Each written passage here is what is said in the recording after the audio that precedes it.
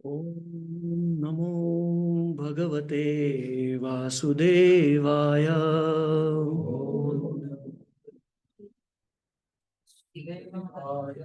ओम नमो भगवते वासुदेवाय।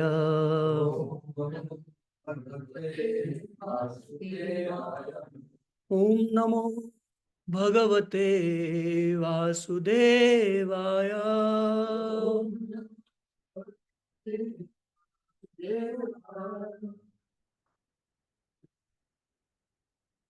हम आज भगवद गीता के दूसरी द्वितीय अध्याय के अंतिम श्लोक श्लोक संख्या 72 तक पहुंच चुके हैं।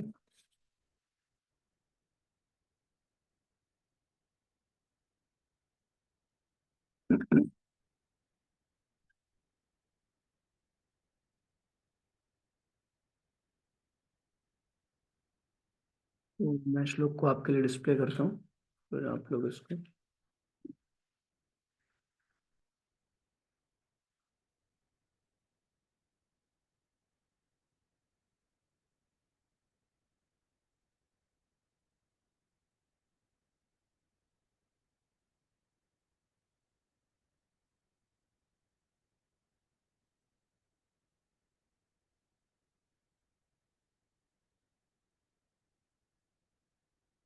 हमारे पीछे पुनरावृत्ति कीजिएगा। एष ब्रह्म स्थितः पार्थ, एष ब्रह्मे स्थितिः पार्थ, नैनं प्राप्य विमुह्यति, नैनं प्राप्य विमुह्यति। स्थितवश्यम् अन्तकालेऽपि, स्थितवश्यम् अन्तकालेऽपि ब्रह्म निर्वाणं रक्षति, ब्रह्म निर्वाणं रक्षति। अनुवाद तथा तात्पर्य इस भक्तिवेदांत स्वामी श्रील प्रभुपाद जी के द्वारा। अनुवाद। यह आध्यात्मिक तथा ईश्वरीय जीवन का पथ है जिसे प्राप्त करके मनुष्य मोहित नहीं होता। यदि कोई जीवन के अंतिम समय में भी इस तरह स्थित हो तो वह भगवत धाम में प्रवेश कर सकता है। तात्पर्य। मनुष्य कृष्ण भावनामृत या दिव्य जीवन को एक क्षण में प्राप्त कर सकता है और हो सकता है कि उसे लाखों जन्मों के बाद भी न प्राप्त हो। यह तो सत्य को समझने और स्वीकार करने की बात है। खटवांग महाराज ने अपनी मृत्यु के कुछ मिनट पूर्व कृष्ण के शरणागत होकर ऐसी जीवन अवस्था प्राप्त कर ली। निर्माण का अर्थ है भौतिकवादी जीवन शैली का अंत। बौद्ध दर्शन के अनुसार इस भौतिक जीवन के पूरा होने पर केवल शून्य शेष रहता है, किंतु भगवत गीता की शिक्षा इससे भिन्न है। वास्तविक जीवन का शुभारंभ इस भौतिक जीवन के पूरा होने पर होता है। स्थूल भौतिकवादी के लिए यह जानना पर्याप्त होगा कि इस भौतिक जीवन का अंत निश्चित है, किंतु आध्यात्मिक दृष्टि से उन्नत व्यक्तियों के लिए इस जीवन के बाद अन्य जीवन प्रारंभ होता है। इस जीवन का अंत होने के पूर्व यदि कोई कृष्ण भावना भावित हो जाए तो उसे तुरंत ब्रह्म निर्वाण अवस्था प्राप्त हो जाती है। भगवत धाम तथा भगवत भक्ति के बीच कोई अंतर नहीं है, क्योंकि दोनों चरम पद हैं। अतः भगवान की दिव्य प्रेम भक्ति में व्यस्त रहने का अर्थ है भगवत धाम को प्राप्त करना।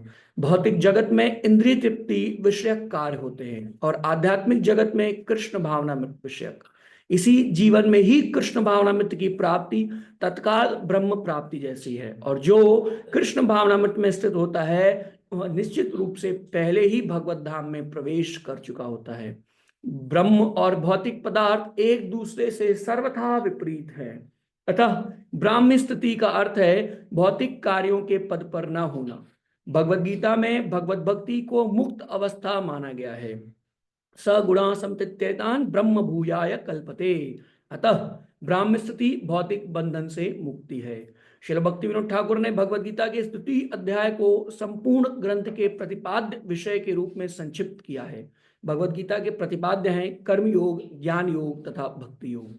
इस द्वितीय अध्याय में कर्म योग तथा ज्ञान योग की स्पष्ट व्याख्या हुई है एवं भक्ति योग की भी झांकी दे दी गई है।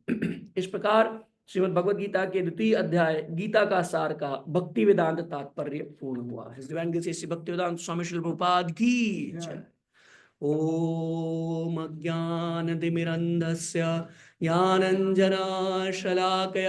चक्षुरुन्मिलितं येन तस्मै श्रीगुरवे नमः। श्रीचैतन्यमनोभीष्टं स्थापितं येन भूतले स्वयं रूपा कदा मह्यं ददाति स्वपदान्तिकम्। वन्देऽहं श्रीगुरो श्रीयुतापदकमलं श्रीगुरो वैष्णवांश्च श्रीरूपं साग्रजातां सहगणं सजीवं साद्वैतं सावधूतं परिजनासहितं कृष्णचैतन्यदेवं श्रीराधा कृष्णपादान् सहगणा ललिता श्रीविशाखान्वितांश्च नमो विष्णुपादाय भूतले श्रीमते भक्तिवेदांत स्वामिन्निति नामिने। नमस्ते सरस्वते देवे गौरवाणी प्रचारिणे निर्विशेषा शून्यवादी पाश्चात्य देश तारिणे। नमो महावदन्याय कृष्ण प्रेम प्रदायते कृष्णाय कृष्ण चैतन्य नामिने गौरत्विषे नमः। हे कृष्णा करुणा सिंधु दीनबंधो जगतपते गोपेशा गोपिका कांत राधा कांत नमोस्तुते। तप्त कांचन गौरांगी राधे वृंदावनेश्वरी वृषभानुसुते देवी प्रणमामि हरिप्रिये।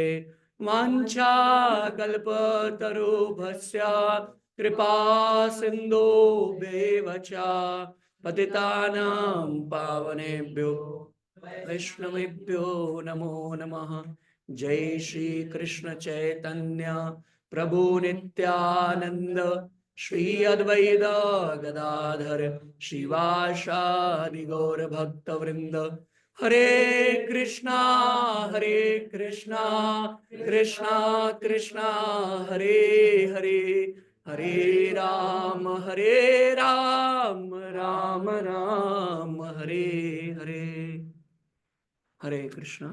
तो आप सभी भक्तों का हार्दिक स्वागत है भगवद गीता के स्तुति अध्याय के आखिरी श्लोक के ऊपर जो हम चर्चा करना चाह रहे हैं आज। तो हमने पिछले श्लोक में देखा था कि कैसे भगवान अर्जुन से बोलते हैं कि अर्जुन, यदि अगर किसी व्यक्ति को शांति की इच्छा है, अगर वो जीवन में आध्यात्मिक शांति चाहता है, तो उसके अंदर 3 गुण मुख्यतः उपस्थित मौजूद होने चाहिए। पहला गुण उन्होंने बताया निस्पृहा, यानी कोई भी भौतिक इच्छा न हो। फिर दूसरा निर्ममा, यानी कि किसी प्रकार का ममत्व, कोई भी फॉल्स सेंस ऑफ प्रोप्राइटरशिप न हो। और तीसरा उन्होंने बताया निरअहंकार, यानी फॉल्स ईगो का एब्सेंस होना। तो वहां पे भगवान ने अर्जुन को ये 3 बातें बताई, क्योंकि अर्जुन युद्ध नहीं लड़ना चाह रहे थे। तो युद्ध ना लड़ना चाहना भी एक प्रकार का भौतिक इच्छा थी। भगवान ने बताया, हे अर्जुन, तुम युद्ध लड़ना चाहते हो भोग के लिए या नहीं लड़ना चाहते हो त्याग के लिए, ये दोनों भौतिक इच्छाएं हैं। तो तुम निष्प्रह बनो, यानी भौतिक इच्छाओं को त्यागो। और निर्ममा बनो, क्योंकि तुम सोच रहे हो कि अगर तुम जीत जाओगे तो तुमको ये जो राज्य है ये भोगने को मिलेगा, और अगर कहीं हार गए तो तुम जो सुख है, स्वर्ग में जो सुख है वो तुम्हें प्राप्त होगा। तो अर्जुन, तुम इन सब से ऊपर उठो, निर्ममा बनो, यानी तुम फॉल्स सेंस ऑफ प्रोप्राइटरशिप को छोड़ो। तो अर्जुन कंफ्यूज हो जाते हैं कि क्या करूं, मैं लड़ूं या ना लड़ूं, क्या दुर्योधन पे मैं कृपा करूं, मैं ना लड़ूं युद्ध ताकि दुर्योधन ऑटोमेटिकली जीत जाए। तो भगवान बोलते हैं, अर्जुन, इस प्रकार के अहंकार को भी छोड़ो कि तुम्हारे बस में इस युद्ध का रिजल्ट है, तुम लड़ोगे तो जो तुम्हारे हाथों में है कि तुम लड़ो या ना लड़ो। अर्जुन, ये जो अहंकार है, अहंकार मतलब कि मैं करता हूं, करता भाव रखना, तो अर्जुन इससे भी आपको ऊपर उठना है। ऐसे करके भगवान अर्जुन को ये 3 गुण अपने हृदय में लाने को बताते हैं, जिससे उनको असली शांति की, शांति मृत्यु गच्छति अधिगच्छति, यानी असली जो शांति एवं सुख है, आध्यात्मिक शांति है, उसकी प्राप्ति अर्जुन को होगी। अब यहाँ पे जो इसके बाद ये जो 72वां श्लोक ये कैसे आता है, तो अगर हम देखेंगे अर्जुन इस श्लोक के आखिरी में भगवान कृष्ण एक शब्द का प्रयोग करते हैं जो कल का श्लोक था, अधिगच्छति, राइटफुल क्लेम टू गो। अब ये बहुत प्रसंगनीय बात है कि भगवान कृष्ण बोल रहे हैं, अर्जुन को पहले बोलते हैं अर्जुन शांति की प्राप्ति होगी, और फिर भगवान बोलते हैं you have the rightful claim to go. तो अर्जुन का पहला प्रश्न होता है इसको सुनने के बाद कि किधर जाना है। जैसे आप इमेजिन करिए, एक डॉक्टर के पास एक पेशेंट जाता है, पेशेंट बताता है डॉक्टर साहब मुझे ये बीमारी है, तो डॉक्टर उसको बताते हैं कि देखिए मैं आपको कुछ प्रेस्क्रिप्शंस दे रहा हूँ, कुछ दवाएं दे रहा हूँ, जिसको लेने के बाद आप पीसफुली चले जाएंगे। तो पेशेंट बड़ा परेशान हो जाता है, अरे कहाँ चले जाएंगे डॉक्टर साहब, कहाँ चले जाएंगे।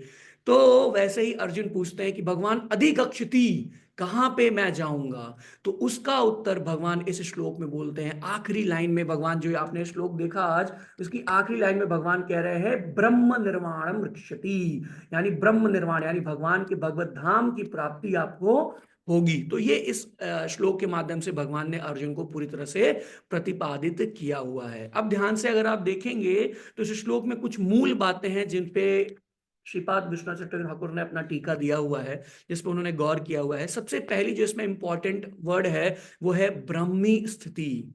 ब्राह्मी स्थिति यानी कि जिसका प्रभुपाद जी ट्रांसलेशन करते हैं स्पिरिचुअल सिचुएशन, जिसको बहुत जगह ब्रह्म भूत भी कहते हैं। भगवान गीता में बोलते हैं ब्रह्म भूत प्रसन्नात्मा न सोचती न कांक्षति।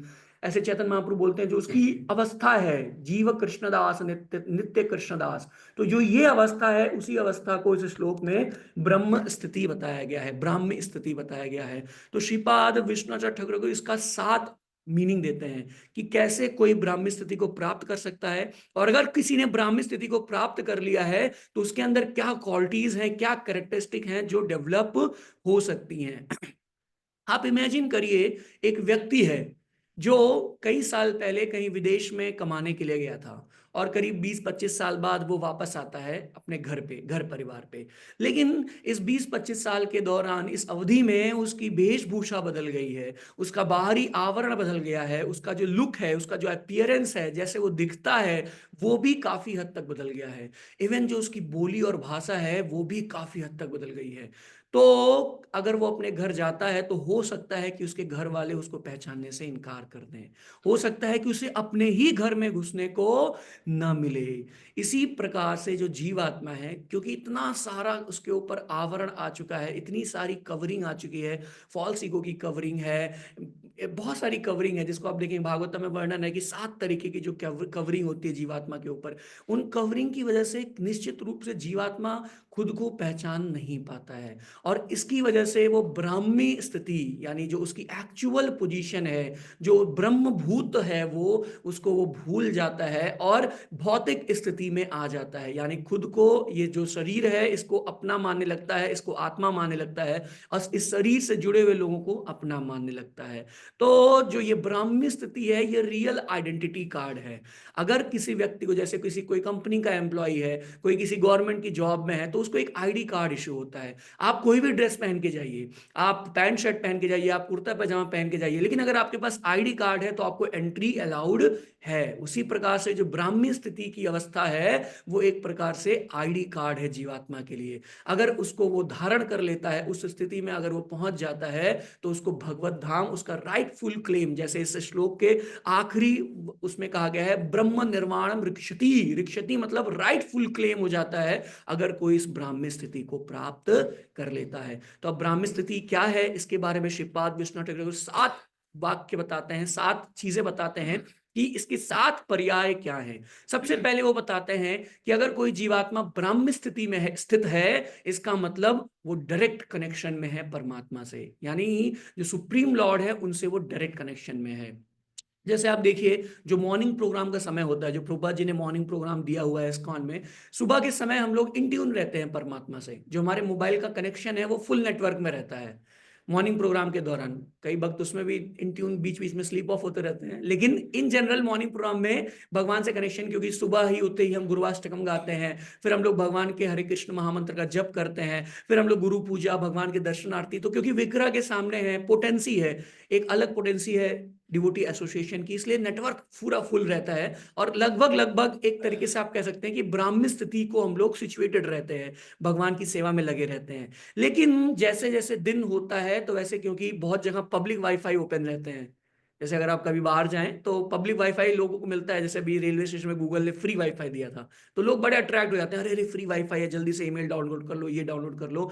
तो वैसे ही दिन में हमारा कनेक्शन एकदम स्ट्रांग है, ब्राह्मी स्थिति में कनेक्शन है सुबह के टाइम में, लेकिन जैसे जैसे दिन बीतता है हम पब्लिक वाईफाई से कनेक्ट करते करते करते करते रात होते होते तक बैटरी ड्रेन हो जाती है और नेटवर्क एकदम वीक हो चुका रहता है। तो ये जो विश्वनाथ प्रभुपाद बताते हैं कि ये जो ब्राह्मी स्थिति की जो परिभाषा है, पहली परिभाषा वो ये है कि वो डायरेक्ट कनेक्शन में है परमात्मा से, सिर्फ मॉर्निंग प्रोग्राम में नहीं, अपितु पूरा दिन पूरी रात वो भगवान के डायरेक्ट कनेक्शन में है। तो ये उन्होंने पहली परिभाषा बताई। फिर दूसरी परिभाषा वो बताते हैं कि उसके अंदर ब्राह्मणिकल क्वालिटीज का पनपती हैं, कल्टीवेशन होता है ब्राह्मणिकल क्वालिटीज का। अब ये और इंपॉर्टेंट बात है, क्यों? क्योंकि कई बार ऐसा भी हो सकता है कि कोई परमात्मा से कनेक्शन में हो, लेकिन हो सकता है उसके अंदर ब्राह्मणिकल क्वालिटीज ना डेवलप कर रही हो। जैसे अगर आपको भागवतम में अगर आपको याद हो, भान हो, तो कंस और शिशुपाल इन सभी का एग्जाम्पल है। कंस भगवान कृष्ण के मामा थे, यानी कृष्ण उनके भांजे हैं, शिशुपाल उनके बुआ के लड़के हैं, यानी एक रिश्ता है भगवान कृष्ण के साथ उनका। तो वो कह सकते हैं मैं तो कनेक्टेड हूं पर ब्रह्म से, मैं तो कनेक्टेड हूं परमात्मा से, लेकिन क्या उनके अंदर वो ब्राह्मणिकल क्वालिटीज हैं? नहीं, उनके अंदर ब्राह्मणिकल क्वालिटीज नहीं है। इसलिए वो पहली डिफिनीशन से ब्राह्मण स्थिति में तो हो जाते हैं, लेकिन दूसरी डिफिनीशन अगर हम देखें कल्टीवेशन ऑफ ब्राह्मणिकल क्वालिटीज, तो उसके एब्सेंस की वजह से दे आर नॉट एक्चुअली ब्राह्म स्थिति, बट दे आर ब्रह्म बंधुज, they don't have the real connection with the Lord. तो दूसरी जो इंपॉर्टेंट डिफिनेशन दी श्रीपाद ने वो ये दिया कि उसके अंदर ब्राह्मणिकल क्वालिटीज का कल्टीवेशन भी होना चाहिए। अब तीसरी बात और भी महत्वपूर्ण है, कई बार कुछ भक्तों के अंदर, कई बार कुछ बाहर वालों के अंदर भी कई सारे ऐसे गुण हो जाते हैं जो एक ऐच्छिक गुण है, वांछिक गुण है, जो ब्राह्मणिकल गुण माने जाते हैं, लेकिन कई बार वो शास्त्र संगत नहीं होते हैं। जैसे भागवतम में एक बहुत सुंदर सा श्लोक है जो मैं आपको दिखाना चाहूंगा, श्रीमद् भागवतम के 5.18.12 यानी फिफ्थ कैंटो के 18वें अध्याय के 12वां श्लोक ये है। मैं आपको जस्ट ये दिखाता हूं एक बार, एक सेकेंड। तो ये बहुत सुंदर श्लोक है, इस पे आप ध्यान दीजिए। तो ये एक्चुअली ये श्लोक आईना है हम सभी के लिए, सिर्फ बाहर वालों के लिए नहीं, हम सभी के लिए आईना आईना है। यशस्त भक्तेर भगवत कंचना सर्वे गुणस्तत्र समासते सुरा हराम भक्तस्य कुतो महद्गुणा मथो मनोरथेना सति धावतो वही। इसमें जो ये वर्ड है ना मनोरथेना, ये बहुत इंपॉर्टेंट वर्ड है। प्रभुपाद जी ने कई जगह इस शब्द का उल्लेख किया है, मनोरथेना। कई बार ऐसा होता है कि जब हम भक्तों के संग में कुछ दिन तक रह लेते हैं तो हमको भक्त ऑर्डिनरी लगने लगते हैं, और कई बार ऐसा होता है कि बाहर के लोग बड़े बड़े ऐसा लगते हैं कि अरे ये तो बहुत परम पुरुष है, ये तो बहुत संत आत्मा है, लेकिन ये भक्त देखो इसके अंदर कितने दुर्गुण हैं। देखो ये तो सफाई भी नहीं रखता है, अरे देखो इसके अंदर दया भी नहीं है। इस्कॉन में तो बोलते हैं कि किसी को कोई रुपया मांगे तो उसको भिखारी को प्रसाद दे दो, पैसा मांग रहा है उसको पैसा 5 वें देने में आपका क्या जाता है। तो कई बार हम ऐसे सारे दुर्गुण देखने लगते हैं भक्तों के अंदर, और कई बार एट द सेम टाइम बाहर का कोई व्यक्ति अगर हमसे बहुत सौम्यता से बात कर रहा है, बहुत दयालु है वो एक्सटर्नली, अगर वो रुपया पैसा दान कर रहा है, तो हमको लगता है अरे असली भक्त तो वो है, इस अंदर वाले क्या कर भक्ति कर रहे हैं। तो यहाँ पे जो ये श्लोक है ये बहुत इंपॉर्टेंट श्लोक है आईना दिखाने के लिए। यहाँ पे इस श्लोक में बताया जा रहा है, अगर आप इसका परपोर्ट और इसका ट्रांसलेशन पढ़ेंगे तो उसमें बहुत अच्छे से बताया गया है कि कैसे कई बार जो ये गुण है ना, जो हमको दिखते हैं कि बाहर वाले बहुत शांत हैं, बहुत सौम्य हैं, एक्चुअली में कई बार ये मनोरथ है ना, यानी ये मेंटल कंकॉक्शंस होते हैं, माइंड से जनित गुण होते हैं। एक्चुअल जो गुण है, एक्चुअल जो क्वालिटीज किसी जीवात्मा के अंदर आ सकती हैं, वो ब्राह्मणिकल क्वालिटीज भक्ति जनित होती हैं, भक्ति उत्पादित होती हैं, यानी भक्तों की सेवा से और भगवान की कृपा से उत्पादन होता है। जो ये क्वालिटीज है ना, सौम्यता, दैन्यता, ये सब क्वालिटीज अगर एक्सटर्नली आ रही हैं तो वो मनोरथेना भी हो सकती हैं। फॉर एग्जाम्पल कंस, अगर आपको याद हो तो कंस का उदाहरण आता है कि जब वो अपनी सिस्टर देवकी का रथ खींच रहा था उनकी शादी के बाद, तो उसने बोला कि मेरी प्यारी सिस्टर, इतना उसको प्रेम आ रहा था देवकी के ऊपर, उसने बोला ये मेरी इतनी प्यारी बहन है, मैं इसके लिए, जबकि वो सगा भाई नहीं था, अगर आपको वर्णन पता हो तो वो उसका चचेरा भाई था, मतलब अलग थे उनके पिता, लेकिन फिर भी क्योंकि वो इतना प्रेम करता था देवकी से कि उसने बोला कि मैं स्वयं इसका रथ खींचूंगा और इसको जो है इसके ससुराल लेके जाऊंगा। लेकिन जैसे ही उसे पता चला कि इसका 8वां गर्भ मेरी मृत्यु का कारण होगा, तुरंत उसी देवकी के ऊपर उसने तलवार निकाल दी। तो देखिए वही same person, just changing of situations changes his consciousness, changes his perception, changes the qualities which we are admiring in him। कितने सारे क्रिकेटर्स हैं, कितने सारे सेलिब्रिटीज हैं, कितने सारे एथलीट्स हैं, पीछे दुनिया पागल है, लेकिन कहीं ना कहीं वो सक्सेस के ट्रैप में फंस जाते हैं और कुछ गलती कर बैठते हैं, अपने कैरेक्टर को खो देते हैं और फिर वही लोग उस पर जूते बरसाते हैं, बिकॉज वो मनोरथ है ना, जो उनकी क्वालिटीज थी वो कहीं ना कहीं माइंड से आ रही थी। तो हमको भी अपनी भक्ति में देखना चाहिए क्या ये जो क्वालिटीज, जो ब्राह्मणिकल क्वालिटी 26 गुण जो बताया गया इसी के परपोर्ट में, अगर आप नीचे जाएंगे तो आप देखेंगे यहाँ पे प्रभुपाद जी 26 गुण, 26 क्वालिटीज ऑफ वैष्णव बताते हैं, ऑफ ब्राह्मण बताते हैं। तो जो ये क्वालिटीज हैं, क्या ये क्वालिटीज मैं डेवलप कर पा रहा हूँ, क्या ये क्वालिटीज मेरे अंदर जो है भक्ति जनित हैं?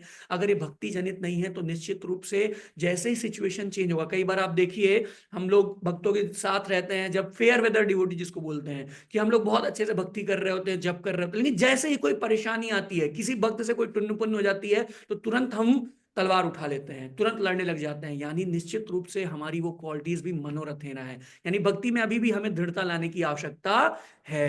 तो ये जो श्लोक है, ये जो तीसरा पॉइंट शिला विश्वनाथ ठाकुर पाद ने बताया हमको, सबसे पहला उन्होंने बताया कि उसका डायरेक्ट कनेक्शन होना चाहिए परमात्मा से, लेकिन डायरेक्ट कनेक्शन तो कंस का भी था, तो उसके अंदर ब्राह्मणिकल क्वालिटीज होनी चाहिए, लेकिन ब्राह्मणिकल क्वालिटीज तो कंस के अंदर भी थी, नहीं, वो ब्राह्मणिकल क्वालिटीज वेदास के ऊपर होनी चाहिए, वो ब्राह्मणिकल क्वालिटीज वेद के बेसिस पे होनी चाहिए। अब विदेशों में देखिए, विदेशों में लोग कितने हाइजीन कॉन्शियस होते हैं, कितना क्लीननेस कॉन्शियस होते हैं, बट एम क्या होता है? एम होता है to become healthy externally, bodily level पे हेल्दी होना चाहते हैं। तो क्या प्रभुपाद जी बोलते हैं cleanliness is next to godliness, तो वो कौन सी क्लीननेस है? वो सिर्फ बाहर की क्लीननेस नहीं, वो आंतरिक क्लीननेस, अंतर बाहर शुचि, दोनों दोनों जो सफाई है वो होनी चाहिए। तो इसलिए जो ब्राह्मणिकल क्वालिटीज है उनको वेदास पे बेस होना चाहिए। और इसके बाद इसको और एक्सट्रापोलेट करते हुए चौथा जो इसका एट्रीब्यूट देते हैं, इसकी मीनिंग देते हैं ब्राह्मी स्थिति की, श्रीपाद विश्वनाथ ठाकुर, वो बोलते हैं पवित्रता।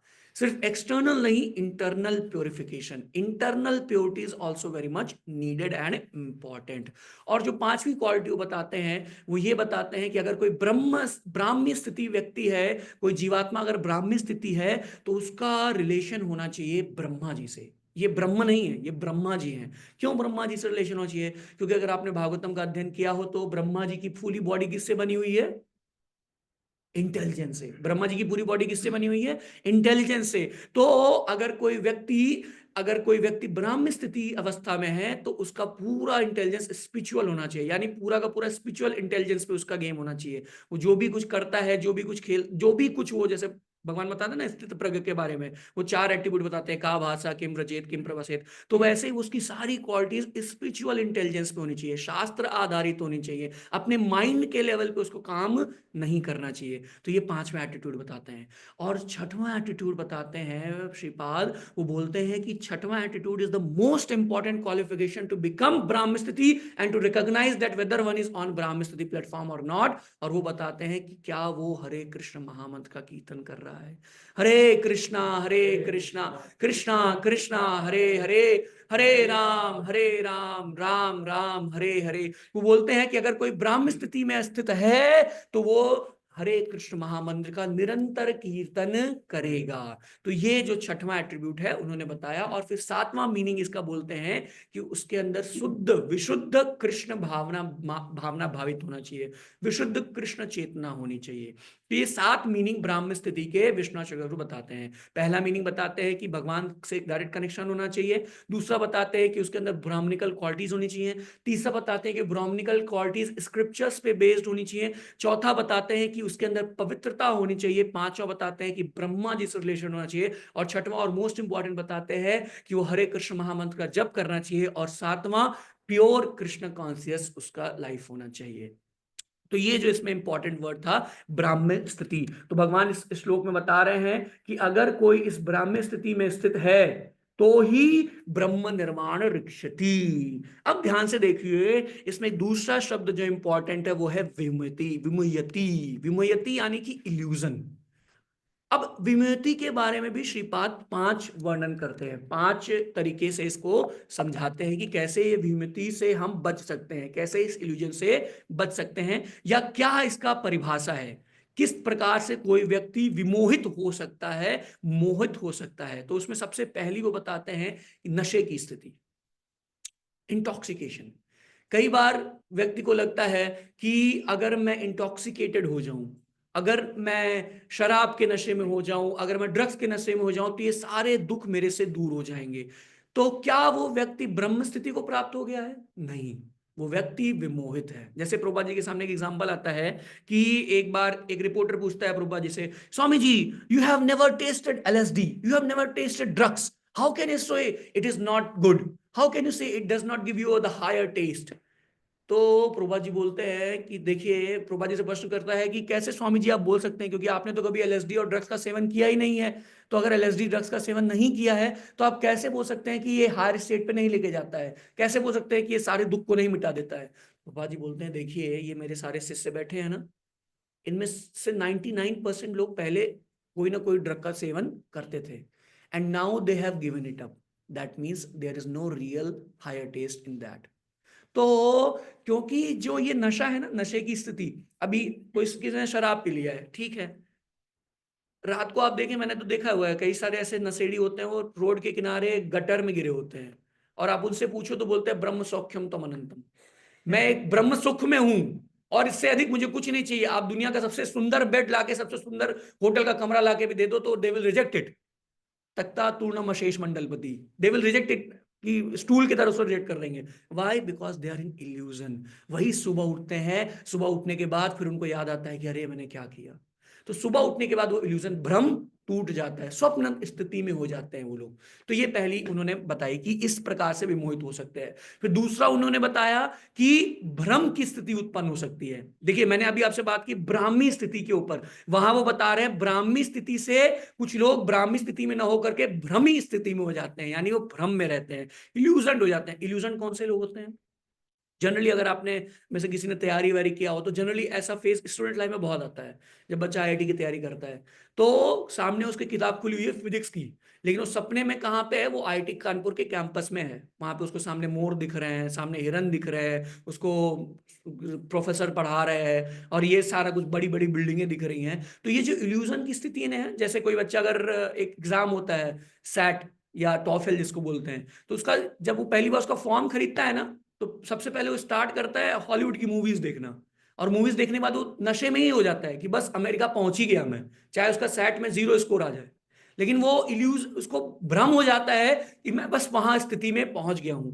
तो अब कोई ऐसी स्थिति में है, और कोई ऐसा है कि बच्चा वो IIT की पढ़ाई करने के लिए प्रयास कर रहा है, कोचिंग वगैरह ज्वाइन कर ली है, और उसको ऐसा इल्यूजन हो गया कि मैं तो IIT पहुंच ही गया हूं, तो वो उसके लिए हानिकारक है या फलदायक है? हानिकारक है, क्योंकि वो पढ़ाई में मन नहीं लगाएगा। तो ऐसे ही भ्रम की स्थिति जीवात्मा के साथ भी हो जाती है। उसको लगता है कि जैसे बहुत सारे लोग होते हैं, बहुत सारे ध्यानी होते हैं, बहुत सारे योगी होते हैं, वो बोलते हैं अरे हम तो निर्वाण प्राप्त कर लिए हैं, तो अभी इस संसार में क्यों है? बस हम आपकी उसके लिए है, क्या बोलते हैं, आपको जो है डिलीवर करने के लिए है। जैसे एक बार एक मायावादी था, वो एक एयरपोर्ट पे परम पूज्य राधानाथ स्वामी महाराज से मिलता है। तो मायावादी था, उसने महाराज को बोला देखिए मैं ब्रह्म हूं, आप ब्रह्म है, मैं कृष्ण हूं, आप कृष्ण है, हम सभी कृष्ण हैं, बस मैंने ये जान लिया है, आप ये जान नहीं पा रहे हैं, तो मेरे पास आइए मैं बताता हूँ। तो समाओ कुछ देर बात करने के बाद महाराज से उसको वॉशरूम जाना था, टॉयलेट लगी थी, तो महाराज ने उसका हाथ पकड़ लिया और उसको हाथ पकड़ के छोड़ा ही नहीं।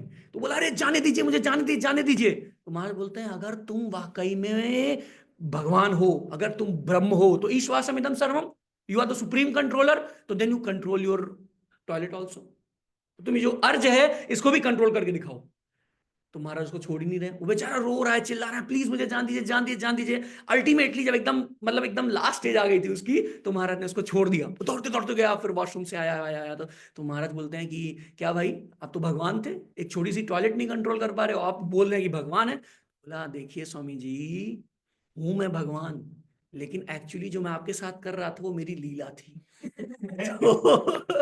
तो ये इल्यूजन है लोगों को, भ्रम की स्थिति है, विमोयति। तो ये दूसरा डिफिनेशन श्रीला विश्वनाथ ठाकुर देते हैं। फिर तीसरा डिफिनेशन इसमें आता है जो विश्वनाथ ठाकुर होते हैं, फियर।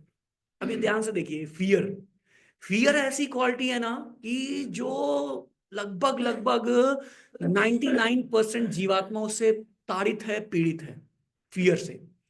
प फ ब भ म, परिश्रम फेन, ऐसे करके जो प्रभुपाद जी बताते हैं ना, पवर्ग, जिससे जीवात्मा फंसी हुई है, तो उसमें भ होता है भय।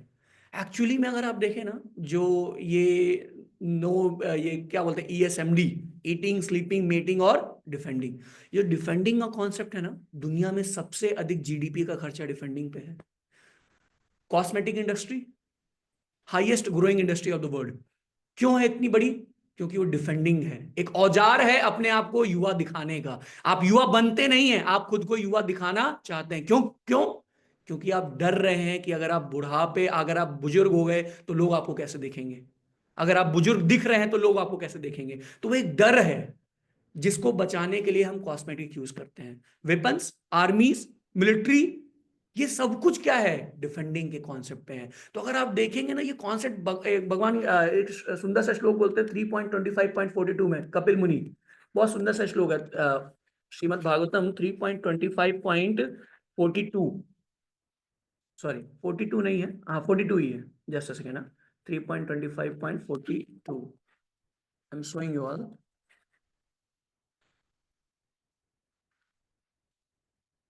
इसमें कपिल मुनि बता रहे हैं, ये कोई दूसरा खुल गया, एक सेकेंड, 3.25 पॉइंट, अच्छा ये कॉमा लग गया।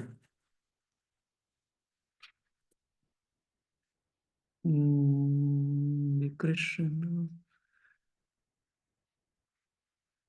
तो इसमें जो ये सेक्शन है ना, ये कपिल मुनि का सेक्शन है, जिसमें कपिल मुनि देवहूति जो उनकी मदर है, उनको बताते हैं कि कैसे जो है मैं सुप्रीम कंट्रोलर हूं, और जो सब कुछ भी है ना, सूर्य है, चंद्र है, वो सब कुछ मेरे अधीन है। मेरा ही जो मैं बोलता हूं, मद भयाति वतोयम सूर्य तपति मद भयात, वर्षतीन्द्रो दहत्यग्रिम मृत्युश्चरति मद भयात। इसमें देखिए 4 बार मद भयात बोला गया है। मद भयाति वतो, मद भयाति, मद भयात वती वतोयम, जो हवा है वो मेरे भय की वजह से चलती है, जो सूर्य है वो मेरे भय की वजह से चलता है, जो वर्षा है वो मेरे भय की वजह से होती है, जो मृत्यु है वो मेरे भय की वजह से आती है। तो इसमें कपिल मुनि बता रहे हैं कि कैसे सब कुछ मेरे से डर के ही होता है, सब कुछ मेरे कंट्रोल में है। तो ऐसे ही जो जीवात्मा है, ये निश्चित रूप से 24 आवर्स इन फियर रहती है कि अगर ऐसा हुआ तो ऐसा क्या होगा, अगर ये नहीं हुआ तो क्या होगा, अगर वो हुआ तो क्या होगा।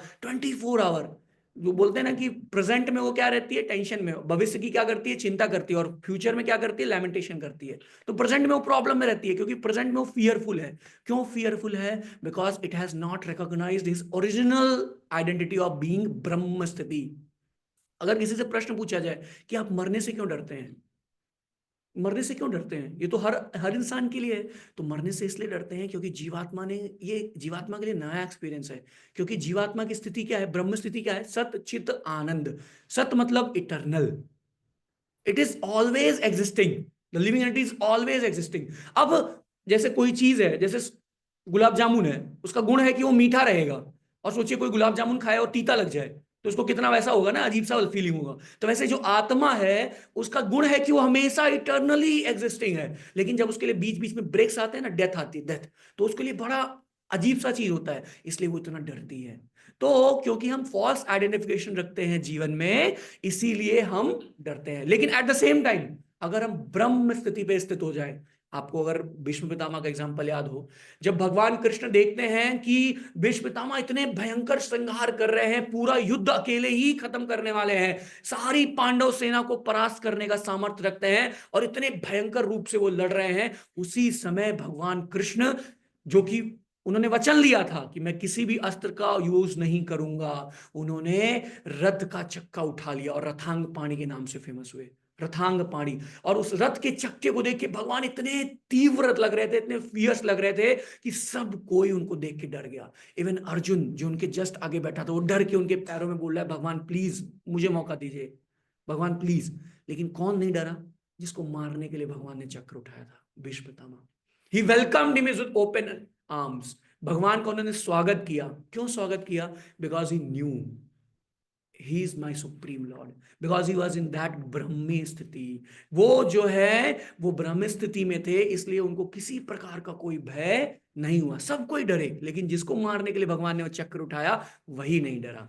तो अगर कोई ब्राह्मी स्थिति में है तो ये विमंती के जो तीन श्रीपाद विष्णु ठाकुर ने बताया ना, नशा की स्थिति, भ्रम और तीसरा फियर, इन सबसे ऊपर उठ सकता है। और चौथा उन्होंने बताया है अनकॉन्शियस। कई बार जब ऑपरेशन वगैरह होता है तो एनेस्थीसिया दिया जाता है। एनेस्थीसिया दिया जाता है तो व्यक्ति को लगता है कि जो उसमें जो कट किया जा रहा है, जो सीजनिंग की जा रही है, जो सर्जरी की जा रही है, उसका दर्द नहीं हो रहा है। एक्चुअल में वो दर्द हो रहा है, लेकिन बस वो व्यक्ति क्या है, अनकॉन्शियस है।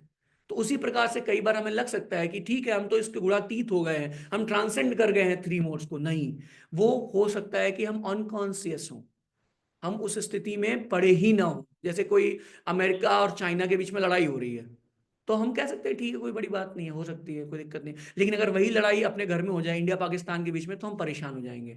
तो because we are not bothered about it, तो that's why it means it does not mean that we will not be affected when it comes to us. ऐसा नहीं है कि वो जो हमारे ऊपर आएगा तो हम अफेक्टेड नहीं होंगे। तो ये भी एक प्रकार की मोह की स्थिति है। और पांचवी और सबसे इंपॉर्टेंट स्थिति श्रीपाद ने बताई है ग्रीडीनेस। जो ये लालचीपन है ना, ये भी एक बहुत प्रगाढ़ स्थिति है व्यक्ति के मोहित होने की। विमुह्यति की एक बहुत प्रगाढ़ स्थिति है जो उसको ब्रह्म ब्रह्म स्थिति से दूर लेके जाता है, वो है ग्रीडीनेस। एक बहुत सुंदर सा श्लोक आता है श्रीमद् भागवतम में 11th कैंटो में 9वें के सेक्शन में 11.2.53। उसमें जो नव योगेंद्र है ना, वो एक उनसे प्रश्न होता है। प्रश्न ये होता है कि कौन ऐसा भक्त के अंदर क्या स्पेशलिटी है कि वो उसको कुछ भी मिल जाए, वो कुछ भी नहीं चाहता, उसके अंदर कोई भी इच्छा नहीं होती। क्या किसी को अगर बताना है कि वो भक्त है, अगर किसी की पहचान करनी है कि वो भक्त है, तो क्या ऐसा स्पेशल गुण है जिससे पता चल जाए कि वो भक्त है? तो ये जो सुंदर सा श्लोक है ना, त्रिभुवन विभव हे तव अप्यकुंठा, कि त्रिभुवन का सारा सुख भी अगर उसे दे दिया जाए, 14 लोगों का सारा वैभव उसे दे दिया जाए, बस उसे एक चीज बोला जाए। क्या चीज बोला जाए? लव निमीषार्धम अपि स यह स वैष्णवाग्रया। लव निमीष आर्ध, लव मात्र, निमि मात्र और आर्ध। लव मात्र कुछ सेकंड्स, निमि मात्र मतलब एक सेकंड का 45वां 46वां हिस्सा, और आर्ध यानी कि उसका भी आधा। बस उस भक्त से इतना बोल दिया जाए कि हे भक्त, हे तुम सिर्फ एक सेकंड या एक सेकंड के 45वें हिस्से या उसके भी आधे भाग के लिए तुम भगवान कृष्ण को भूल जाओ। सिर्फ इतने समय के लिए तुम भगवान कृष्ण को भूल जाओ और तुम्हें 14 लोगों का सारा साम्राज्य, सारी संपत्ति तुमको दे दी जाएगी। फिर भी वो भक्त क्या बोलता है? इम्पॉसिबल। अगर वो ऐसा बोल सकता है तो वो भक्त है। हमारे साथ अगर ये ऑफर दिया जाए, हम तो बोलेंगे कोई दिक्कत नहीं है, एक निमी क्या, 2 निमी ले लो, 14 नहीं 28 का दे देना। हम ऐसा बोल सकते हैं कि 14 नहीं 28 का दे देना। लेकिन एक्चुअल में जो प्योर डिवोटी है, वो भगवान कृष्ण को एक सेकंड भी, एक निमी मात्र भी भूलना नहीं चाहते हैं। और इसका बहुत प्रैक्टिकल एग्जांपल अगर आप देखेंगे, गोपियों की जो प्रेयर्स हैं उसमें बोलती हैं, ब्रह्मा को कर्स करती हैं कि ब्रह्मा कैसा पागल इंसान है, उसने पलकें कहां दी हुई हैं? आंखों के ऊपर। हम इस पलकों की, पलक जब झुकती है ना तो एक निमी का समय होता है जिसके लिए पलक बंद होती है, आंखें जिसके वजह से बंद होती हैं। आपको समझ में नहीं आएगा, एक निमी बहुत छोटा सा टाइम होता है। तो लेकिन गोपियां उसके लिए भी कर्ज कर रही है कि इस पलकों की वजह से जो ब्रह्मा ने बनाई है, उसकी वजह से हम एक निमी के लिए भी भगवान कृष्ण से दूर हो रहे हैं। तो भक्त जो है एक सेकेंड, एक मिनट की भी दूरी भगवान से बर्दाश्त नहीं कर सकता है। एट द सेम टाइम वो दूसरा व्यक्ति जो है वो इतना ग्रीडी है, इतना ग्रीडी है कि कई सारे जन्मों से भगवान से दूर है, फिर भी उसको किसी प्रकार का कोई दुख नहीं आ रहा है। तो जो ये 5 क्वालिटीज बताई गई हैं कि अगर कोई मोह बंधन में है तो या तो वो नशे की स्थिति में है, या तो वो भ्रम में है, या तो वो डरा हुआ है, या फिर वो अनकॉन्शियस है, अचेतन है, या फिर वो लालच में है। अगर वो इनमें से किसी भी एक क्राइटेरिया में फिट होता है तो निश्चित रूप से वो विमुह्यति, यानी वो ब्रह्म स्थिति से कहीं दूर है। तो ये इसमें दूसरा इंपॉर्टेंट वर्ड था जो हमने देखा। और जो तीसरा इसमें जो इंपॉर्टेंट इस श्लोक में है वो आप देखिए, जस्ट एक सेकेंड। हाँ, जो इसमें तीसरा इंपॉर्टेंट श्लोक है वो है ब्रह्म निर्वाण में रिक्षति। सबसे पहले हमने बात की ब्राह्मी स्थिति के ऊपर कि ब्राह्मी स्थिति क्या है, उसके हमने 7 आपको एट्रीब्यूट्स दिखाए। फिर हमने बात किया विमोहयति के ऊपर कि कैसे कोई विमोहित हो सकता है, मोहित हो सकता है। और फिर तीसरा जो इंपॉर्टेंट है वो है ब्रह्म निर्वाणम रिक्षति। तो ब्रह्म का सभी को पता है कि ब्रह्म मतलब होता है द एब्सोल्यूट प्लेटफॉर्म, और you can this the back home back to godhead, the absolute truth. निर्वाण मतलब क्या होता है, निर प्लस वन। देखिए निर्वाण का बहुत सुंदर सा अर्थ है, निर प्लस वन। निर मतलब नॉट, और वन मतलब जंगली नहीं होना। जो लिटरल मीनिंग है इसका ये है कि कोई भी व्यक्ति अगर जंगली नहीं है, यानी वन मतलब जंगल होता है, तो कोई भी व्यक्ति अगर जंगली नहीं है यानी वो शिष्ट व्यक्ति है, वो सभ्य व्यक्ति है। सभ्य किसके अकॉर्डिंग, वेदास के अकॉर्डिंग, शास्त्रों के अकॉर्डिंग, तो वो निर्वाण की प्राप्ति कर रहा है। और रिक्षति मतलब विश्वास पूर्वक जाना। रिक्षति मतलब जैसे पिछले श्लोक में आपने वर्ड देखा था अधिगच्छति, और इस श्लोक में आप देख रहे हैं रिक्षति। तो अधिगच्छति मतलब है राइटफुली गोइंग, और रिक्षति मतलब है with faith he is going. तो अगर कोई व्यक्ति ब्रह्म स्थिति में है और विमति नहीं है तो वो ब्रह्म निर्वाण रिक्षति, यानी वो ब्रह्म निर्वाण को प्राप्त करने के लिए with determination he can go back home, back to godhead. And this is possible, जैसे प्रभुपाद जी इस परपोर्ट में बता रहे हैं, ये बहुत इजीली पॉसिबल है। जैसे हमने खटवांग महाराज के एग्जांपल में देखा, प्रभुपाद जी परपोर्ट में देते हैं, खटवांग महाराज का एग्जांपल देते हैं कि खटवांग महाराज ने सिर्फ एक मुहूर्त में 48 मिनट का टाइम था। उस 48 खटवांग महाराज को देवताओं ने बुलाया कि आइए आप हमारी तरफ से लड़ाई करिए, हम लोग हार रहे हैं इस देव असुर युद्ध में, कृपया हमारी मदद करिए। खटवांग महाराज राम भगवान के 5वें पूर्वज थे, राम भगवान से 5 पीढ़ी ऊपर थे। तो खटवांग महाराज उनकी मदद के लिए गए, बहुत सालों तक उन्होंने युद्ध किया, बहुत भीषण युद्ध हुआ। फाइनली जब युद्ध खत्म हुआ तो देवता जीत गए, तो देवता ने उनसे बोला कि आप कोई भी बूंद मांगिए, कोई भी वर मांगिए। अब खटवांग महाराज मांगने को तो कुछ भी मांग सकते थे, अखिल भूपति बना दीजिए, ये कर दीजिए, देवलोक में ही वास दे दीजिए, और देवता वो दे भी सकते थे। लेकिन उन्होंने क्या मांगा, उन्होंने सिंपल क्वेश्चन किया कि कृपया मुझे बताइए कितना क्षण शेष है मेरी लाइफ में, कितने टाइम और बचा है। तो जैसे ही उनको पता चला कि सिर्फ एक मुहूर्त बचा है, सिर्फ 48 मिनट का टाइम बचा है, तुरंत उन्होंने हरे कृष्णा कृष्णा कृष्णा हरे हरे, हरे राम राम राम हरे हरे भगवान को याद किया और भगवत भक्ति प्राप्त की, भगवत धाम को प्राप्त किया। सिमिलरली परीक्षित महाराज मात्र 7 दिनों में पूरे संसार के राजा हैं, लेकिन जैसे ही उनको पता चला कि अब मेरी मृत्यु निकट है, तो बताने भी नहीं गए अपने मंत्रियों को कि देखो शासन ऐसे करना है। बेटे जन्मेजय वगैरह को बताने नहीं गए परीक्षित महाराज कि कैसे तुम्हें राजकुमार हो, तुम राजा बनोगे, ये करोगे, ये करो, वो करो। घर भी मिलने नहीं गए, सीधे कहाँ गए, गंगा के तट पे, और सीधे उन्होंने एकदम फोकस वे में भगवान की भक्ति की। ऐसे ध्रुव महाराज 6 महीने में भगवान को प्राप्त किए। गजेंद्र महाराज को आप देखिए, भगवान का नाम वो बोल भी पाए, वो नाम पूरा हो पाता इसके पहले भगवान उनके सामने प्रेजेंट थे। तो ये सब पावर है भक्ति की, कि अगर कोई तन्मयता के साथ, दृढ़ता के साथ, अर्जेंसी के साथ, मूड ऑफ अर्जेंसी के साथ भगवत भक्ति को प्राप्त करना चाहता है, भगवत भक्ति में लगा रहता है, तो निश्चित रूप से ब्रह्म निर्वाण रिक्षति उसके लिए संभव है। प्रभुपाद जी जैसे एक तात्पर्य में एक लेटर पढ़ रहा था, उसमें प्रभुपाद जी लिखते हैं कि Srila Bhaktivinoda Thakur told that you can go back home back to God in 3 lifetimes. Bhaktivinoda Thakur ने बोला है कि आपको मिनिमम 3 जीवन लगेंगे। श्रील भक्ति ठाकुर ने बोला है कि अगर कोई, मेरा जो शिष्य है, भक्तिनाथ ठाकुर का रिटन कोट है, उन्होंने बोला जो मेरे शिष्य हैं अगर वो सही से भक्ति करें तो इस जीवन में जा सकते हैं भगवत धाम। और प्रभुपाद जी क्या बोलते हैं, प्रभुपाद जी बोलते हैं 1 मिनट। बहुत फेमस क्लिप है, आप लोगों ने देखा होगा, 1 मिनट।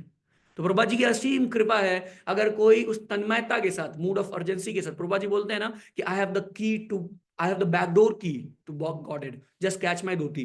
धोती पकड़ने की ये मतलब नहीं है कि आप जाके धोती पकड़ लीजिए प्रभुपाद के डिटेल्स की, मतलब आप फॉलो करिए जो 4 रेगुलेट प्रिंसिपल्स दिए हुए हैं, जो 16 माला का जप दिया हुआ है ध्यान पूर्वक मिनिमम, तो उसको अगर आप फॉलो करेंगे तो भगवत भक्ति आपके लिए बहुत सहज हो जाएगी। मैं भी नहीं कर रहा हूँ, आप लोग से प्रार्थना है कि आशीर्वाद दीजिए, हम भी कर पाए, आप लोग भी कर पाए। तो ये जो भगवत भक्ति की प्रेरणा है, इससे हम ब्रह्म निर्माण रिक्षति हो सकते हैं। तो ये भगवान ने जो 2nd चैप्टर है, जो सिनॉप्सिस है, जिसको प्रभुपाद जी ने तात्पर्य बताया कि भक्तिविनोद ठाकुर बोलते हैं कि ये ग्लॉसरी है, इंडेक्स है होल भगवत गीता का। तो इसके आखिरी तक आते आते आखिरी की 2 श्लोक ने भगवान ने एक झलक दे दी है कि आप भगवत धाम की प्राप्ति कैसे कर सकते हैं और भगवत धाम एग्जिस्ट करता है। तो इसकी जो ब्रीफ समरी है वो हम लोग कल के सेशन में देखेंगे। और फिर इसके बाद अर्जुन को एक दोबारा से डाउट होता है, और वो डाउट क्या है, क्यों होता है, उसका निराकरण भगवान कैसे करते हैं, वो हम कल के श्लोक में परसों हम जब 3rd चैप्टर स्टार्ट करेंगे तो रविंद्र को उसको देंगे। हरे कृष्णा। श्रील प्रभुपाद की जय। अगर किसी को कोई प्रश्न हो तो एक प्रश्न हम ले सकते हैं, फिर आगे बढ़ते हैं। हरे कृष्णा। किसी को कोई प्रश्न नहीं है? ठीक है। श्रील प्रभुपाद की जय।